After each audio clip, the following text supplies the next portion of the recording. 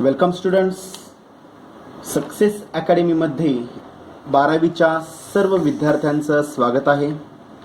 आपण प्रिव्हियस लेक्चरमध्ये जो टॉपिक चालू केलेला आहे ट्रिग्नोमेट्रिक फंक्शन्स ओके. तर त्याच्यामध्ये आपण basic formulae of the trigonometric function study केलेला आहे पहा. त्यानंतर आपण standard values of the trigonometric function जो टॅब्युलर फॉर्म आपण रेफर करतो आपण तो टॅब्युलर फॉर्म सुद्धा आपण मेन्शन केलेला आहे पहा. त्यानंतर आपण स्टडी केलेला आहे ट्रिग्नोमेट्रिक इक्वेशन. कशाला म्हणतो विद्यार्थी मित्रांनो आपण trigonometric equation? an equation involving the trigonometric functions okay of a unknown angle is known as काय म्हणतो आपण ट्रिग्नोमेट्रिक इक्वेशन. ओके, याचा अर्थ इक्वेशन मधील व्हेरिएबल्स जे काय असतील फॉर एक्झाम्पल एक्स आणि वाय हे रिप्लेस होत असतील जर एखाद्या ट्रिग्नोमेट्रिक रेशोनं sine cos tan sec cosec आणि कॉट न जर रिप्लेस होत असतील तर त्या इक्वेशनला काय म्हणतो आपण ट्रिग्नोमेट्रिक इक्वेशन म्हणतो आपण. Okay, solution of the trigonometric equation म्हणजे काय असणार आहे सांगा पाहू इथं.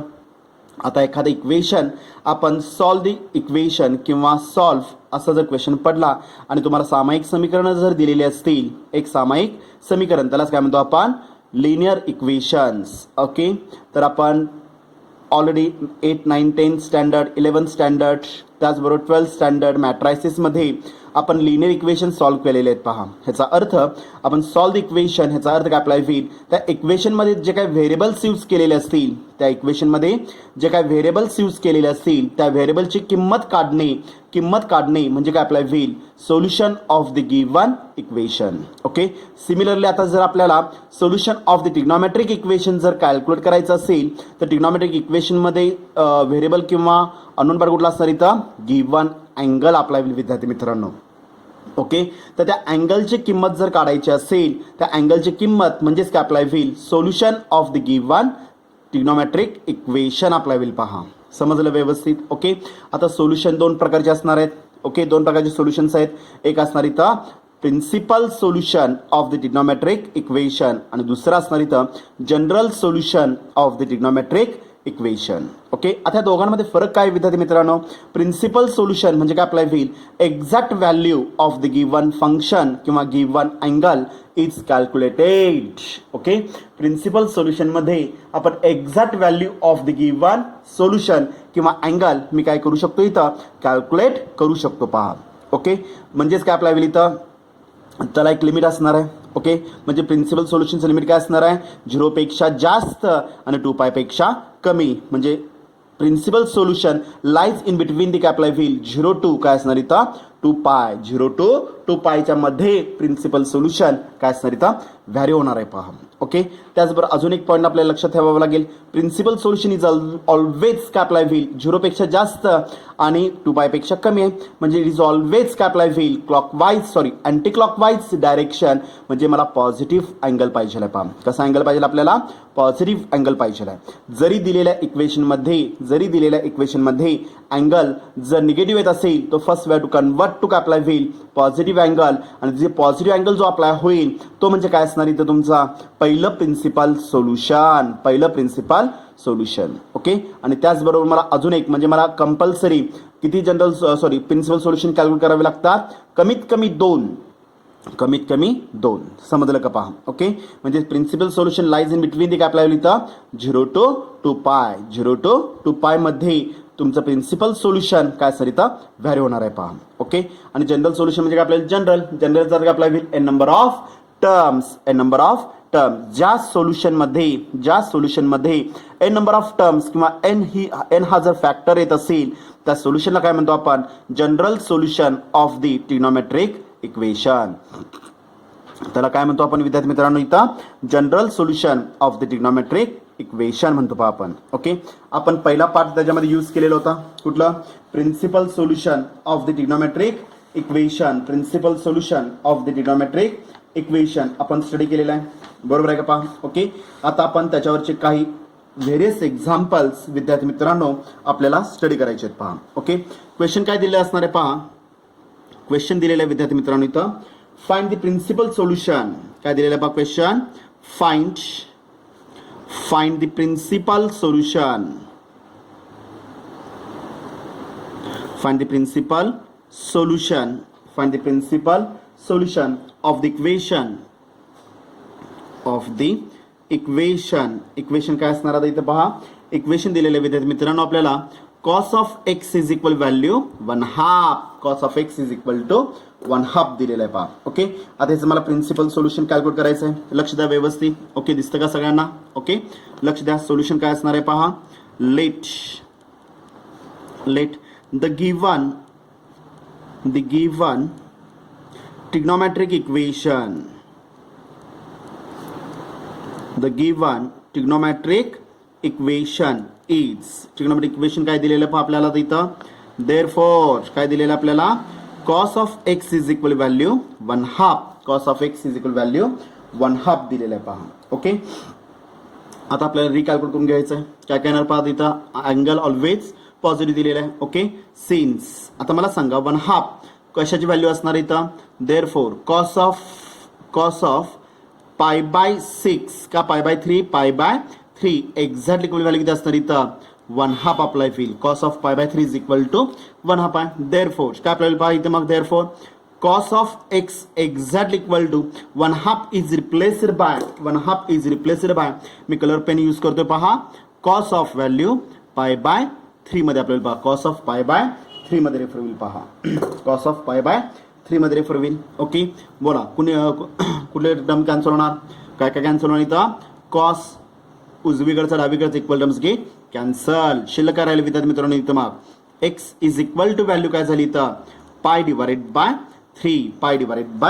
मध्ये आपल्याला पहा. π/3 मध्ये अप्लाय होईल पहा. ओके, किंवा मला अजून एक इथे मी फॉर्मॅट अप्लाय करू शकतो इथं. पहिला अँगल मी कॅल्क्युलेट केलेला आहे π/3. Okay, it is always positive, त्यामुळे ही व्हॅल्यू पॉसिबल आहे पहा. ओके, किंवा मी अजून काय करू शकतो इथं. कॉस आहे पहिले जाताना काय अप्लाय होईल. देअरफॉर काय दिलेलं पहा आपल्याला इथं cos of x is equal value 1/2 आहे. Okay, x is equal to एखादा ट्रिग्नॉमेट्रिक फंक्शन कॉस मल्टिपल मध्ये पहिले जाताना ना डिव्हिजन फॉर्म आणि ट्रिग्नॉमेट्रिक फंक्शन जर डिव्हिजन मध्ये येत असेल तर वरती येताना काय अप्लाय होईल inverse trigonometric function cos inverse of value 1/2. Okay, therefore मला सांगा विद्यार्थी मित्रांनो cos इनव्हर्स ऑफ 1/2 कॉसचा कोणता अँगल 1/2 आहे. cos ऑफ 60 cos π/3 हा किती असणार 1/2 आहे. म्हणजे cos इनव्हर्स ऑफ 1/2 ची व्हॅल्यू किती अप्लाय होईल π/3. पहिली व्हॅल्यू मिळाली पहा आपल्याला. समजलं. कुठल्याही फॉर्मॅटमध्ये तुम्ही अप्लाय करू शकता. एक तर डावी बाजू अप्लाय करा किंवा उजवी बाजू कुठलीही फॉर्मॅट तुम्ही इथं अप्लाय करू शकता पहा. ओके, आता मला दुसरा अँगल कॅल्क्युलेट करायचा विद्यार्थी मित्रांनो. दुसरा अँगल काय असणार पाहता इथं मग देअरफॉर. ओके, पहिला अँगल झाला. आता मला सांगा विद्यार्थी मित्रांनो अजून अशा कोणत्या क्वाड्रंटमध्ये कॉस पॉझिटिव्ह आहे. असा कोणत्या क्वाड्रंटमध्ये कॉस पॉझिटिव्ह आहे. ओके, इथे मी क्वाड्रंट रेफर करतो पहा. Okay, in the first quadrant cos positive आहे. In the second third quadrant cos negative आहे. याचा अर्थ काय आपल्याला विद्यार्थी मित्रांनो फोर्थ क्वाड्रंटमध्ये कॉस पॉझिटिव्ह आहे. आता फोर्थ क्वाड्रंट मधला सुद्धा मला अँगल कॅल्क्युलेट करावा लागेल. म्हणजेच ते काय आपल्याला होईल सेकंड इक्वेशन किंवा second solution of the trigonometric equation. कळलं का पहा. ओके, देअरफॉर मी रेफर करणार इथं x is equal to second fourth quadrant मध्ये याचा अर्थ 2π मायनस ऑफ गिवन अँगल कुठला आहे π/3. मी मायनस का घेतलं कारण 2π पेक्षा कमी आहे. मायनस का घेतला आपण 2π पेक्षा कमी आहे. कळलं का पहा. ओके, समजण्यासाठी विद्यार्थी मित्रांनो मी काय करतो इथं 2π/3 म्हणजे काय अप्लाय होईल गिवन अँगल समजण्यासाठी मी फक्त इथं रेफर केलेला आहे विद्यार्थी मित्रांनो. गिवन अँगल अप्लाय होईल पहा. ओके, मला सांगा दोन फॅक्टोरियल मध्ये ऍडिशन सबट्रॅक्शन जर करायचं असेल 2π म्हणजे 2π/1 अप्लाय होईल. ओके, दोन फॅक्टोरियल मध्ये ऍडिशन सबट्रॅक्शन जर करायचं असेल तर मला दोघांचा डिनॉमिनेटर इक्वल पाहिजे आहे. इथं 1 आहे इथं 3 आहे. इक्वल दिसतं का नाही दिसत. म्हणजे मी दोन मेथडमध्ये काय करू शकतो इथं कॅल्क्युलेशन मी अप्लाय करू शकतो. एक तर क्रॉस मल्टिप्लिकेशन आणि second one is also readjustment method. Okay, 1 3 LCM किती अप्लाय होईल 3 अप्लाय होईल. याचा अर्थ पहिल्या टर्मला मला 3 ची रिक्वायरमेंट आहे 3 घेतला 3 दिला. ओके, त्यावेळेस सिंपल मेथड मी काय करणार आता इथं दोनच टर्म्स जर असतील मी क्रॉस मल्टिप्लिकेशन करू शकतो. 2 पेक्षा अधिक जर टर्म्स असतील 3 असतील 4 असतील तर मात्र तुम्हाला रिअडजस्टमेंट मेथडच तुम्हाला काय करावी लागेल फॉलो करावी लागेल. कॅल्क्युलेशन इझी आणि नॉर्मल होतात पहा. ओके, बोला काय ना व्हॅल्यू 3 2 जार value 6π. Okay minus of pi divided by denominator किती आपल्याला विद्यार्थी मित्रांनो 3 1 जार व्हॅल्यू 3 मध्ये आपल्याला पहा म्हणजेच काय येणार पहा इथं मग therefore x is equal value 6 पाय मायनस पाय व्हॅल्यू 5 पाय डिवाइडेड बाय डिनॉमिनेटर किती आपल्याला होईल 3 second solution of the trigonometric equation म्हणजे फायनल आन्सर काय झालं इथं मग therefore the principal solution of therefore the principal solution of काय सर इथं cos of x is equal to 1/2 is किती आपल्याला होईल cos of x is equal 1/2 r is नाही दोन सोल्युशन्स मध्ये मी इथं r रेफर करतो पहा r काय काय ना व्हॅल्यू इथं मग x is equal to value x is equal पहिलं solution pi by 3 okay and second solution काय अप्लाय होईल and x is equal value किती अप्लाय होईल 5 पाय डिवाइडेड बाय डिनॉमिनेटर 3 5 पाय डिवाइडेड बाय 3 मध्ये रेफर होईल पहा ह्यालाच काय म्हणतो आपण principal solution of the trigonometric equation म्हणतो पहा आपण ओके चला अजून एखादं एक्झाम्पल घेऊया आपण पहा ओके क्वेश्चन काय दिलेलं पहा find the principal solution question दिलेलं आपल्याला find the principal solution find the principal solution of sin of x is equal value √3 divided by 2 √3 divided by 2 okay find the principal solution of काय दिलेलं आपल्याला इथं find the principal solution of sin of x is equal value काय दिलेलं आपल्याला इथं √3 by 2 okay apply करा काय काय येणार पहा सोल्युशन काय येणार आहे पहा लेट किंवा here okay the given trigonometric equation the given trigonometric equation is काय येणार पहा trigonometric equation is काय दिलेलं आपल्याला sin of x is equal to value √3 divided by 2 √3 divided by 2 दिलेलं आहे पहा ओके सिन्स किंवा देअरफॉर काही मेन्शन करू शकता इथं देअरफॉर काय ना व्हॅल्यू इथं मग x is equal to sin inverse of value किती अप्लाय होईल √3 divided by 2 √3 divided by 2 मध्ये आपल्याला मला सांगा विद्यार्थी मित्रांनो साइनचा असा कोणता अँगल √3/2 आहे okay therefore x exactly equal to बोला sin 60 इज इक्वल टू √3/2 मध्ये रेफर होईल पहा sin 60 इज इक्वल टू √3/2 याचा अर्थ पहिली व्हॅल्यू काय झाली तर मग 60 रॅडियन फॉर्म मध्ये काय अप्लाय होईल π/3 ही झाली तुमची इथे first value of the trigonometric equation first principal value of the trigonometric equation okay आता मला सेकंड व्हॅल्यू रिकॅल्क्युलेट करायचे विद्यार्थी मित्रांनो ओके व्हॅल्यू ऑलवेज पॉझिटिव्ह आहे मला सांगा कुठल्या क्वाड्रंट मध्ये साइन पॉझिटिव्ह आहे कुठल्या क्वाड्रंट मध्ये साइन पॉझिटिव्ह आहे ओके साइडला छोटीशी लगेच मी डायग्राम काढा plus sign convention first second third आणि फोर्थ पहिल्या क्वाड्रंट मध्ये साइन पॉझिटिव्ह आहे आणि दुसऱ्या क्वाड्रंट मध्ये साइन पॉझिटिव्ह आहे ओके फर्स्ट ॲज वेल ॲज सेकंड क्वाड्रंट मध्ये साइन पॉझिटिव्ह आहे पहिल्या क्वाड्रंटचा अँगल तर मी कॅल्क्युलेट केला आता राहतो सेकंड क्वाड्रंटचा अँगल ओके नाव किंवा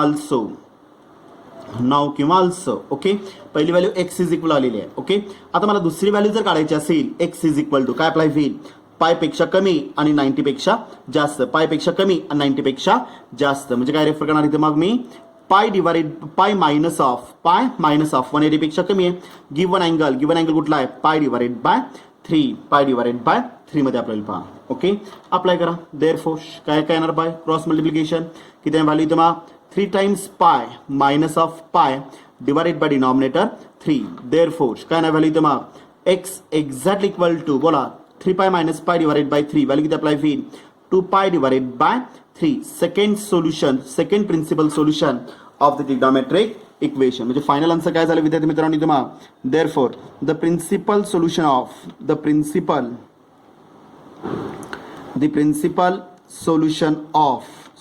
ऑफ कशाचं असणार इथं sine of x is equal to √3 divided by 2 okay or काय आलेलं आहे पहा x is equal value pi divided by 3 and x is equal to value किती असणार ती value 2 pi divided by denominator 3 आपल्याला पहा 2 पाय डिवाइडेड बाय 3 समजले व्यवस्थित कळलं का पहा ओके सेकंड एक्झाम्पल विद्यार्थी मित्रांनो इथे मी फॉलो केलेलं आहे पहा ओके चला आपण थर्ड एक्झाम्पल घेऊया ओके अजून एखादं एक्झाम्पल घेऊन समजून घेऊया आपण की प्रिन्सिपल सोल्युशन कशाला म्हणतो आपण प्रिन्सिपल सोल्युशन कसं काढायचं आहे ओके क्वेश्चन काय दिलेलं आहे पहा विद्यार्थी मित्रांनो आपल्याला क्वेश्चन दिलेला आपल्याला, लक्ष द्या व्यवस्थित.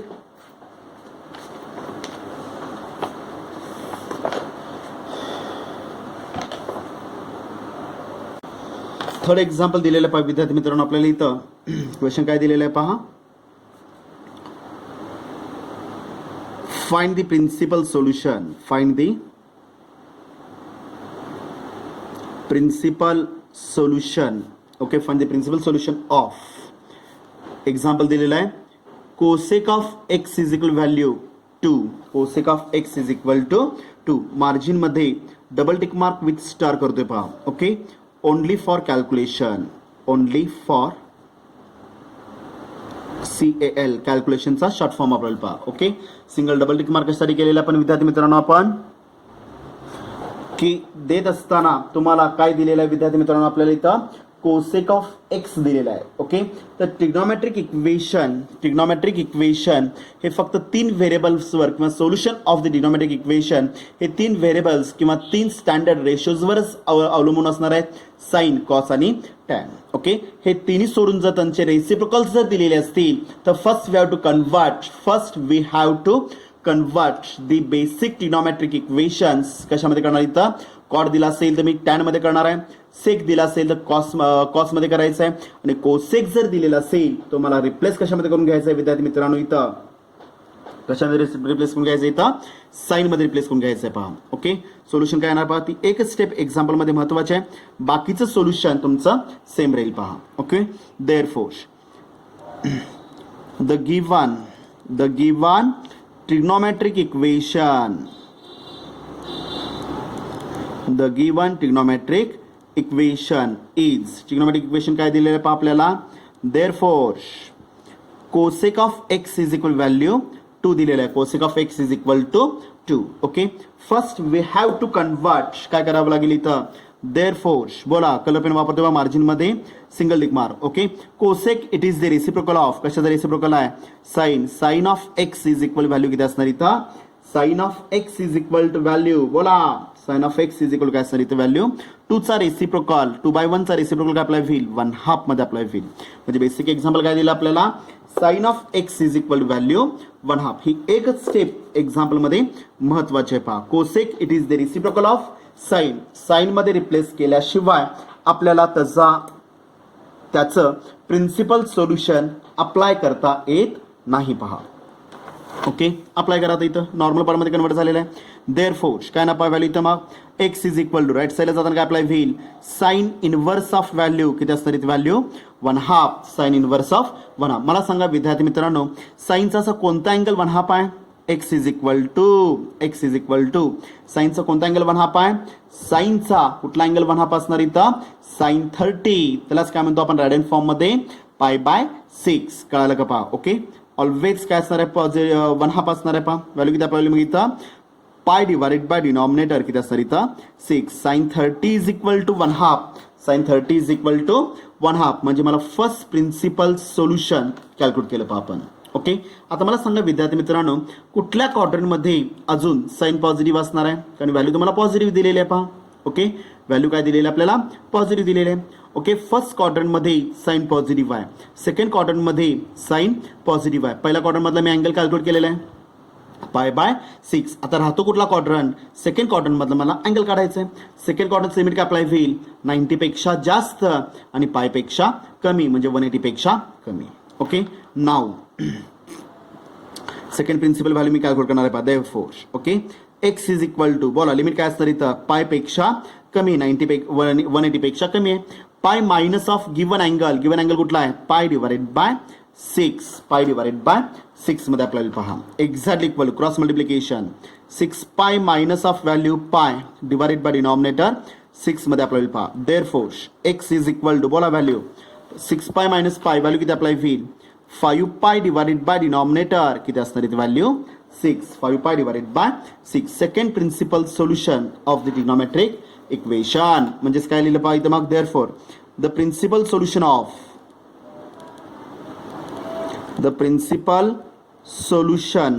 ऑफ कशाचं घ्यायचं आपल्याला cosec of x is equal to the principal solution of cosec of x is equal value 2 or. काय रेफर केलेलं आहे आपण? X is equal value pi divided by 3. Okay, and x is equal value 5 pi divided by denominator pi divided by 6 पहिलं solution आहे, आणि second 5 pi divided by 6 मध्ये आपल्याला पहा 5 पाय डिवायडेड बाय 6 मध्ये येईल. पहा समजलं व्यवस्थित? कळलं का सगळ्यांना? ओके, सेम फॉर्मॅटमध्ये अजून एखादं एक्झाम्पल घेऊया आपण. ओके, थर्ड एक्झाम्पल आपल्याला पहा, फोर्थ एक्झाम्पल आपल्याला पहा. ओके, फोर्थ एक्झाम्पल आपल्याला when find the principal solution. Find the principal solution of, कशाचं घ्यायचं विद्यार्थी मित्रांनो आपल्याला इथं tan of x is equal value 1. tan of x is equal to 1 ची मला प्रिन्सिपल व्हॅल्यू कॅल्क्युलेट करायची बाब. Find the principal solution of, काय केलेलं आपण? tan of x is equal to 1. Okay, calculate करा. काय काय आलेलं आहे पहा? लेट काय आलेलं आहे पहा इथं? Let the given trigonometric equation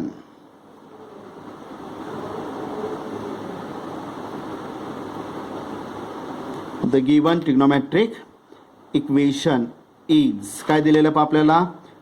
tan of x is equal value 1. Therefore x exactly equal to बोला tan इनव्हर्स ऑफ, tan पलीकडे जाताना आपल्याला होईल tan इनव्हर्स ऑफ व्हॅल्यू 1. टॅनचा कोणता अँगल 1 आहे? बोला tan of pi by 4. tan 45 is equal value किती असणार इथं? 1 आहे. त्यामुळे काय झाली पहा व्हॅल्यू तुम्हाला? x is equal first principal solution 45 radian form मध्ये काय आपल्याला होईल? पाय डिवायडेड बाय 4. पाय डिवायडेड बाय 4. मला first principal solution, first principal value मी काय केलेले आहे पहा विद्यार्थी मित्रांनो इथं कॅल्क्युलेट केलेली आहे. पहा काय केलेलं आपण? कॅल्क्युलेट केलेले आहे. ओके, सेम फॉर्मॅट आता इथं मला अप्लाय करायचं आहे. पहा काय काय येणार इथं मग इथं बोला. ओके, मला सांगा सेकंड, आता पहिली व्हॅल्यू तुम्ही कॅल्क्युलेट केली, पहिली व्हॅल्यू तरी तुम्ही कॅल्क्युलेट केली. मला सांगा टॅन कुठल्या क्वाड्रंटमध्ये पॉझिटिव्ह आहे? ओके, फर्स्ट क्वाड्रंटमध्ये टॅन पॉझिटिव्ह आहे. ओके, आणि तिसऱ्या क्वाड्रंटमध्ये टॅन काय दिसतो आपल्याला? पॉझिटिव्ह आहे. पहिल्या आणि तिसऱ्या क्वाड्रंटमध्ये टॅन पॉझिटिव्ह आहे. In the first quadrant and third quadrant tan is always positive. कळालं का पहा? ओके, त्यातलं मी पहिलं सोल्युशन पाय बाय 4 हे फर्स्ट क्वाड्रंटमध्ये मी कॅल्क्युलेट केलेलं आहे. आता राहतं कुठलं सोल्युशन? तिसऱ्या क्वाड्रंटमधला अँगल कॅल्क्युलेट करायचा. पहा ओके, नाव तिसऱ्या क्वाड्रंटचं लिमिट काय आपल्याला होईल? पायपेक्षा जास्त आणि 3 पाय बाय 2 पेक्षा कमी. कुठलंही घ्या, पायपेक्षा जास्त म्हटलं की पाय प्लस येणार. ओके, आणि 3 पाय बाय 2 पेक्षा कमी म्हटलं काय आपल्याला 3 पाय बाय 2 मायनस मध्ये रेफर होईल. पहा ओके, अप्लाय करू शकता आपण इथं. काय ना पाय value second solution of the trigonometric equation. Okay, काय लिहिलं इथं? पाय प्लस गिवन अँगल पाय डिवायडेड बाय 4. आता प्लस का घेतला आपण? तिसरा क्वाड्रंट आहे त्यामुळे काय घ्यावं लागेल? प्लस घ्यावं लागेल. पहा ओके, अप्लाय करा. Exactly equal cross multiplication 4 pi plus pi divided by denominator किती अप्लाय होईल? 4. Therefore x exactly equal value किती अप्लाय होईल? 5 pi divided by denominator 4. Second principal solution of the trigonometric equation. म्हणजे final answer काय येणार पहा इथं मग? Therefore okay, the principal solution of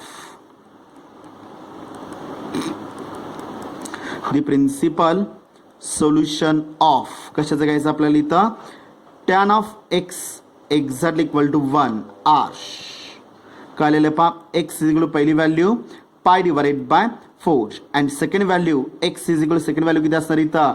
second value 5 pi divided by denominator 4. 5 pi divided by 4. Second principal solution of the trigonometric equation. समजलं व्यवस्थित? Okay, चला अजून एखादं एक्झाम्पल घेऊया. समजलं का पहा? ओके, तर पहिली व्हॅल्यू कॅल्क्युलेट केल्यानंतर सेकंड व्हॅल्यूसाठी मी रेफर काय केलेलं विद्यार्थी मित्रांनो इथं? Sign conventions of the different quadrant, sign conventions of the trigonometric ratios in the different quadrant त्याचा वापर केलेला आहे पहा आपण. ओके, सेम फॉर्मॅटमध्ये अजून एखादं एक्झाम्पल घेऊया. पहा लक्ष द्या व्यवस्थित. मार्जिनमध्ये single tick mark, fifth example आहे पहा. ओके, फाइंड, फक्त कॅल्क्युलेटसाठी मी सिंगल टिक मार्क केलेला आहे. Find the principal solution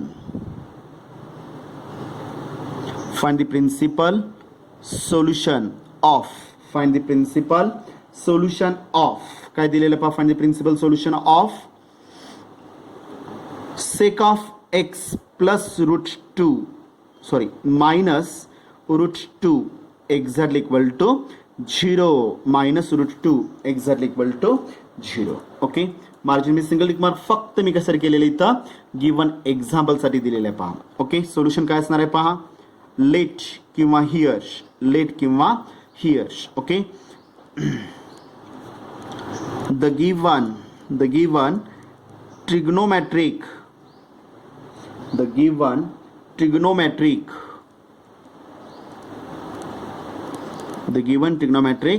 equation is काय येणार आहे, गिवन ट्रिग्नोमेट्रिक इक्वेशन इज काय येणार व्हॅल्यू इथं मग, देअरफोर काय दिलेलं आहे पहा, sec of x minus root two exactly equal to 0. Minus root two आहे, उजवीकडे जाणं काय अप्लाय होईल, प्लस मध्ये अप्लाय होईल पहा. Therefore sec of x is equal value काय असणार इथं, रूट टू मध्ये अप्लाय होईल पहा. Okay, sec it is the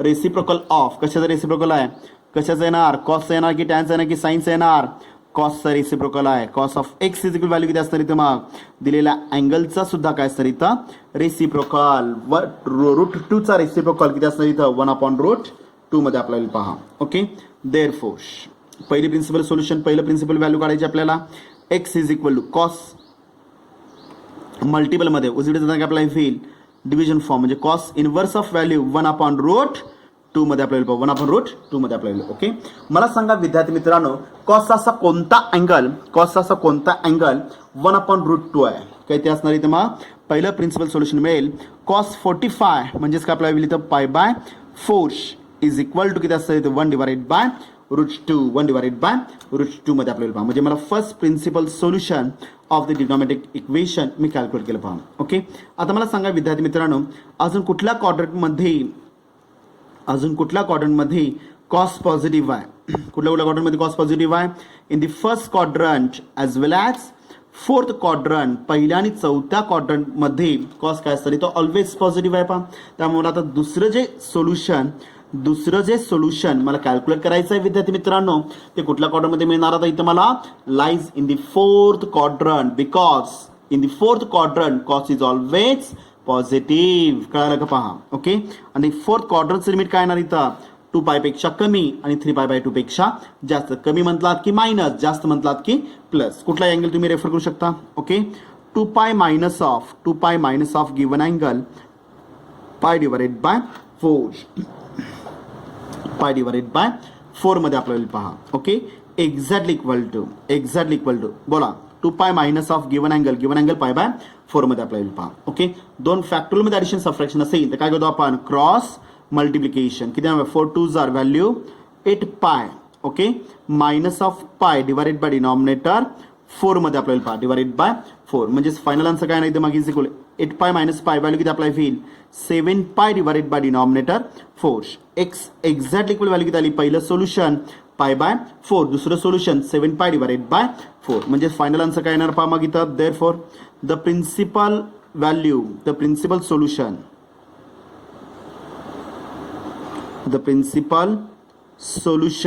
of कशाचं घ्यायचं आपल्याला इथं, sec of x minus root 2 exactly equal 0 or काय येणार आहे पहा, पहिली value x is equal to pi divided by 4. Okay, and दुसरी value x is equal to 7π divided by denominator 4, 7π divided by 4. ह्या दोन स्टेप एक्झाम्पलमध्ये महत्वाचे आहेत पहा. समजलं व्यवस्थित, सिंगल टिक मार्क मी केलेला आहे पहा. समजलं, बोला का शंका आहे का. ओके, सेम फॉर्मॅटमध्ये मी तुम्हाला काही एक्झाम्पल्स विद्यार्थी मित्रांनो होमवर्कला देणार आहे पहा. ओके, सोडून त्याच्या इमेजेस ग्रुपवर शेअर करायला विसरायचं नाही आहे. ओके, प्रत्येक विद्यार्थ्यांनी लक्षात ठेवायचं आहे, जो होमवर्क दिला जाईल तो ह्याच्या पुढंच काय करायचं आपल्याला कंटिन्यू करायचं आहे. 6, 7, 8, 9, 10, 11, 12 ह्या टाईपमध्ये तुम्ही काय करू शकता, इथे पुढं कंटिन्यू करू शकता पहा. ओके, होमवर्कचे एक्झाम्पल्स दिलेले आहेत पहा. होमवर्कचे एक्झाम्पल्स मी ग्रुपवर शेअर करतोय पहा. ओके, ते ग्रुपवर शेअर करतोय. ह्याच्या पुढंच म्हणजे जो नंबर आता आपल्याला रेग्युलरली जो नंबर आलेला आहे 5, त्याच्या पुढं 6, 7, 8, 9 जे काही एक्झाम्पल दिलेले असतील तर पुढे नंबर कंटिन्यू करायचा आहे पहा. समजलं, प्रत्येक विद्यार्थ्यांनी पालकांची सिग्नेचर घेऊन त्याच्या इमेजेस ग्रुपवर शेअर करायला विसरायचं नाही आहे पहा.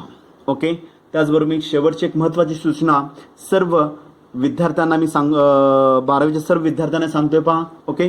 काल सक्सेस अकॅडमीतर्फे तुम्हाला एक ऑडिओ मेसेज, त्याचबरोबर एक टेक्स्ट मेसेज तुम्हाला ग्रुपवर पाहिला असाल, बघितला असाल.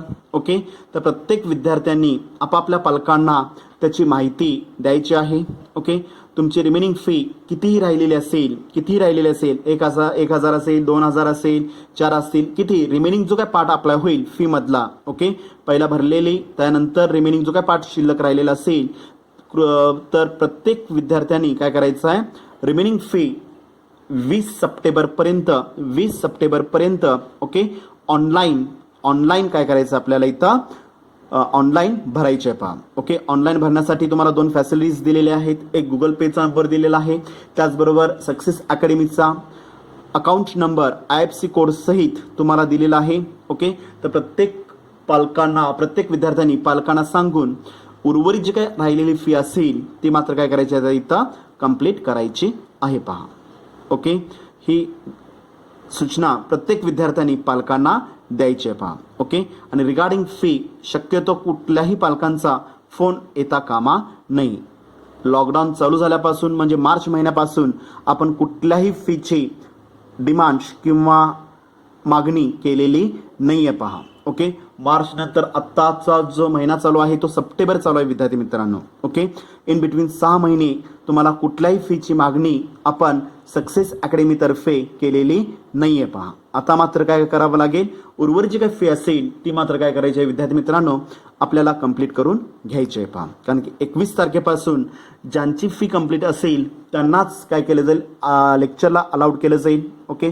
शक्यतो 21 तारखेपासून जर ऑफलाईन लेक्चरला शासनानं परवानगी दिली तर ऑफलाईन लेक्चर स्टार्ट होतील किंवा ऑनलाईन मधून सुद्धा शक्यतो रिगार्डिंग फी मुळे कुणाला रिमूव्ह किंवा बंद करण्याची वेळ कृपा करून कोणी आणू नका. ओके. धन्यवाद.